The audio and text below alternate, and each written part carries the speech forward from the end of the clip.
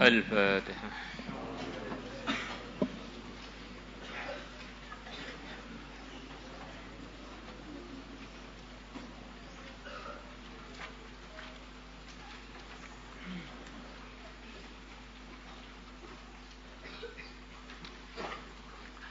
الفاتحة.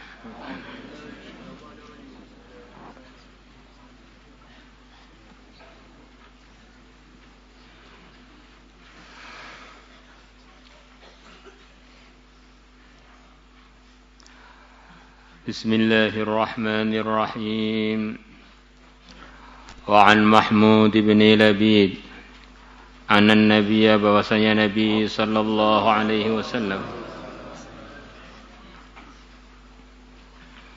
qal, beliau telah bersabda, ithnatani, ada dua perkara, yakrahuhuma ibnu Adam, yang ibnu Adam tidak menyukai dua perkara tersebut.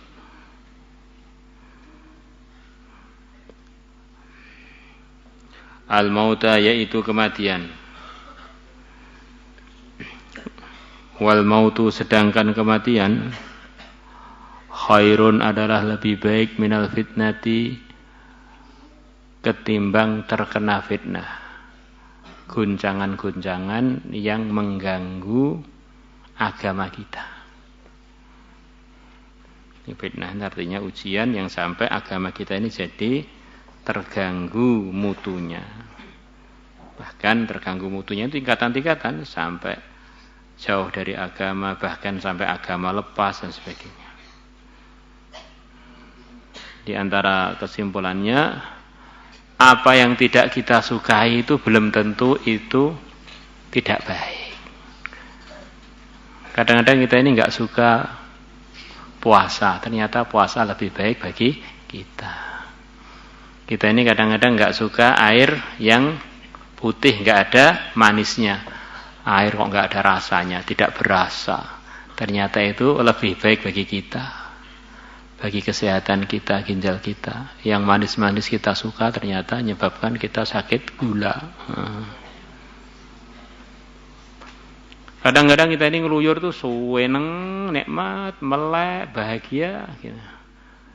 Ngaji sepertinya berat, ternyata yang kita suka itu tidak baik, yang kita berat-berat ogah-ogahan ternyata itulah yang menguntungkan kita akhirat dan dunia. Maka diri kita ini bukan ukuran lah, ringkasnya begitu itu. Senangnya bukan ukuran, bencinya juga bukan ukuran keberuntungan. Maka setiap kita senang, diukur dulu. Senangnya sesuai dengan arahan yang diridhai Allah, tidak. Benci, diukur dulu. Yang kamu benci itu memang secara agama layak enggak untuk dibenci. Diri kita ini bukan ukuran. Wali diragukan, soleh masih daftar, enggak jelas statusnya, itu sepertinya jelas. Wa yakrahu, dan dia tidak menyukai qillatal mali, sedikitnya harta.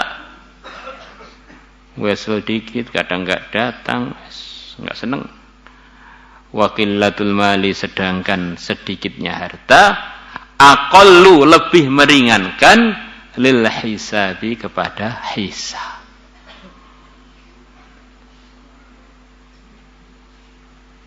Saya ini kok enggak punya duit belas toh Pak. Pengen diberi doa supaya banyak duitnya sampai enggak kuat, sakunya sampai enggak muat. Kadang-kadang justru kita ini enggak punya duit, akhirnya masuk surganya cepat. Begitu punya duit, pengen ngeluyur, begitu punya duit, pengen belanja, begitu punya duit, pengen ke tempat-tempat yang andaikan kita enggak punya duit, enggak akan sampai ke tempat itu. Masya Allah. Mungkin kalau yang dengarkan ngaji ini rata-rata punya duit banyak gitu, mungkin nggak jadi ngaji, ngasar begini ini apa ya makanan yang enak, apa ya gitu. Alhamdulillah weselnya mepet, akhirnya pada ngaji. Itu baru kelihatan di dunia aja, begitu kelihatannya. Maka jarang anaknya orang kaya yang sangat kaya kok mau ke pesantren, jarang. Ternyata harta itu tenan memberatkan hisab, harta itu. Seringnya begitu itu. Ya tentu saja tidak untuk semua orang.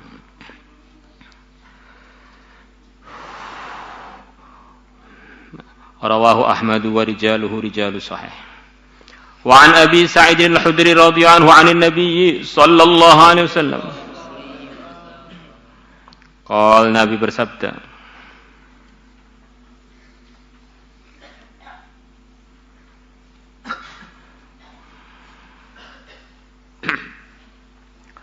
ihtajat al-jannatu wan nar.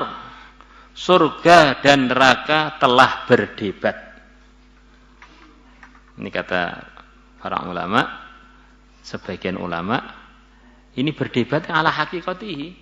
Surga dan neraka itu memang bisa berpikir, bisa berbicara, bisa pengen begini dan pengen begitu.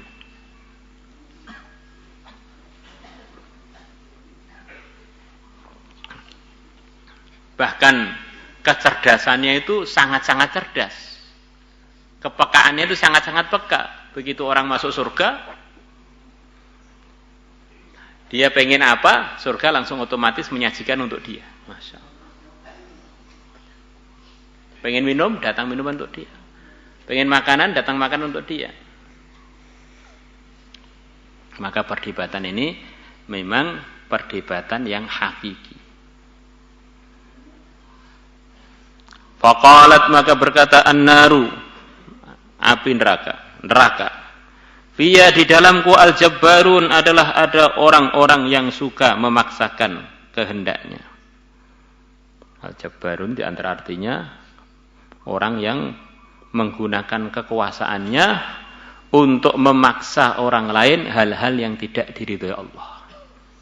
Maka yang berhak punya sifat al-jabbar itu hanya Allah, pemilik dan pencipta segalanya. Kok makhluk mau niru-niru begitu itu? Ya, dia malah dapat dimurkai oleh Allah.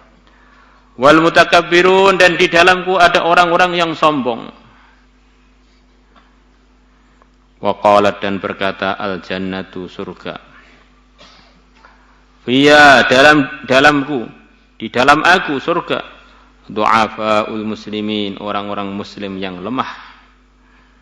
Di antara maksudnya du'afa itu adalah orang-orang yang ketika di dunia tidak dianggap sebagai orang yang punya kekuasaan, kemampuan harta, atau ditokohkan. Tapi mereka tetap amal agama. Lah orang-orang begini ini jelas amal agamanya yang karena Allah. Sudah enggak ada fasilitas pendukung yang berupa dimuliakan, ditokohkan, dihormati, atau dirajakan. Dia lemah, dianggap orang lemah. Wa masakinuhum, dan orang miskin-miskinnya orang Islam. Maksudnya saya ini hebat, neraka bilang begitu. Saya juga hebat, kata surga. Maka Allah memutuskan kalian berdua itu punya posisi hebat masing-masing sesuai fungsinya masing-masing.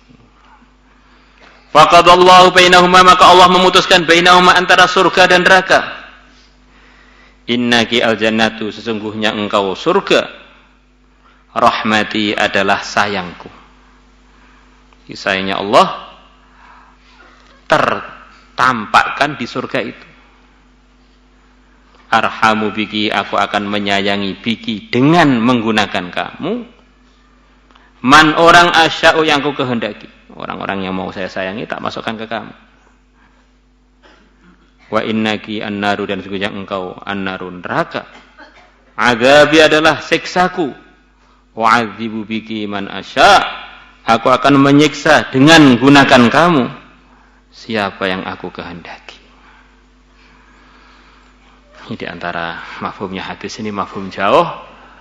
Ini di antara keyakinannya orang Islam bahwa surga dan neraka itu memang ada dan sudah ada, dan surga dan neraka itu dua-duanya pasti akan ada isinya.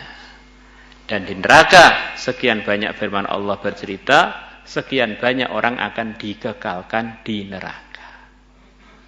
Dan inilah yang disampaikan oleh seluruh nabi, seluruh rasul, bahwa Allah telah ciptakan surga dan neraka, dan akan penuh keduanya, sebagian akan kekal di neraka.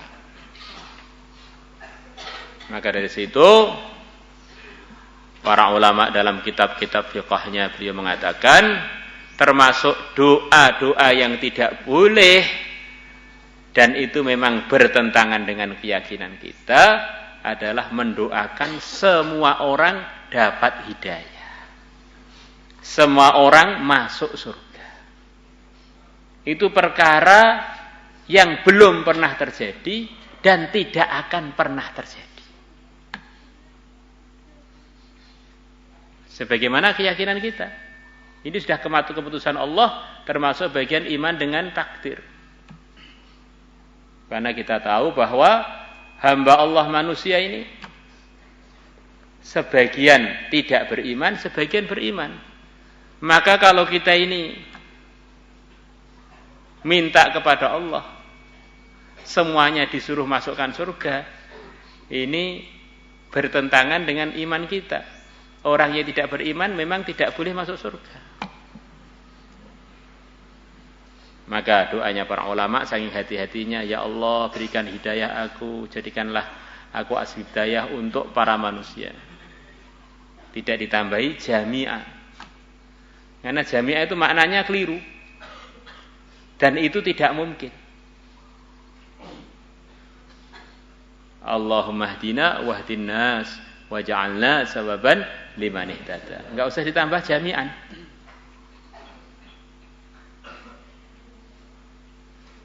Karena di sana, di depan sana Nabi kita telah memberitahukan orang-orang yang pasti tidak akan dapat hidayah. Dalam hadis-hadis yang begitu banyak, bahkan sebagian mutawatir. Siapa mereka, Pak? Di antaranya Dajjal. Kalau kita doa Allah mahdina wahdina sajami'ah, Dajjal pun masuk.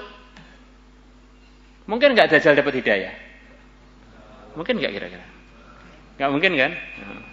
Kok enggak ngolah-ngolah ini itu yang ngaji sore itu enggak ada fikir umat itu. Ya fikir umat, tapi jangan sampai Dajjal pun mau kamu paksa masuk surga.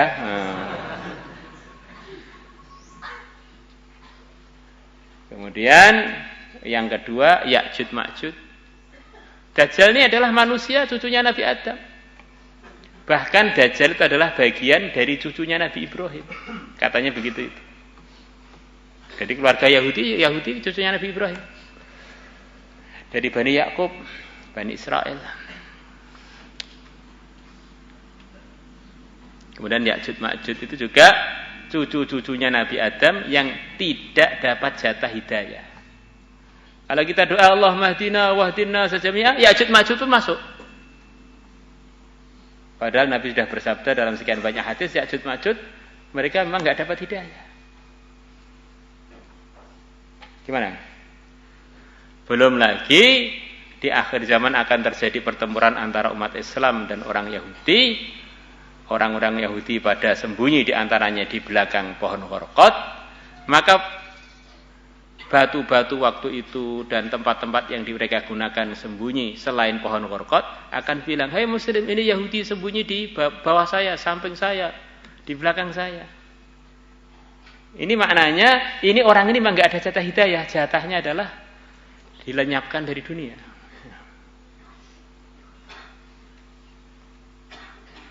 Kemudian hadis lagi mengenai hari kiamat.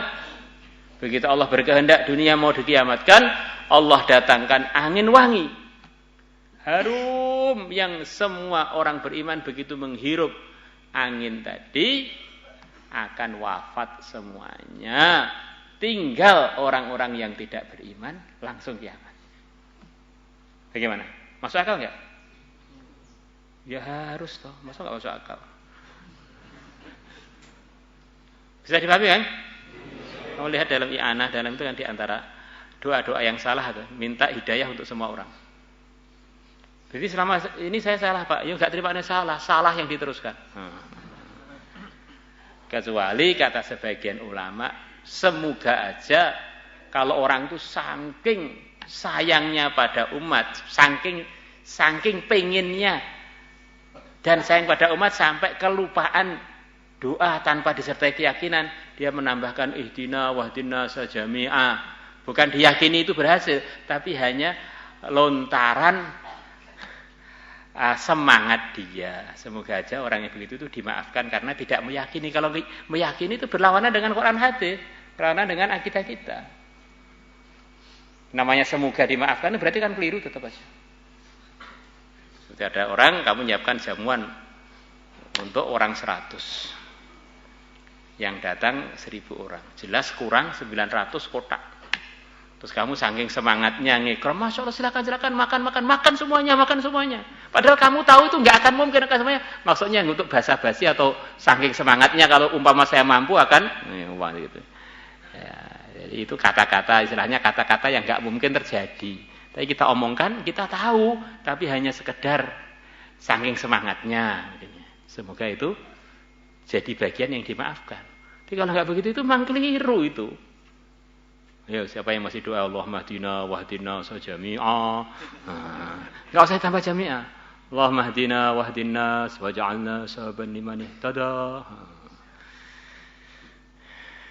Iya kan? Kira-kira setuju enggak? Kalau enggak setuju sesat loh. Ini tidak perlu persetujuan ini. Perlu penerimaan. Terus di hadis riwayat Muslim, walikilaikuma alayya mil'uha. Dan bagi kalian berdua, setiap dari kalian berdua jadi tanggung jawabku. Ini kalau bahasa untuk selain Allah, maksudnya saya telah memutuskan gitu ya.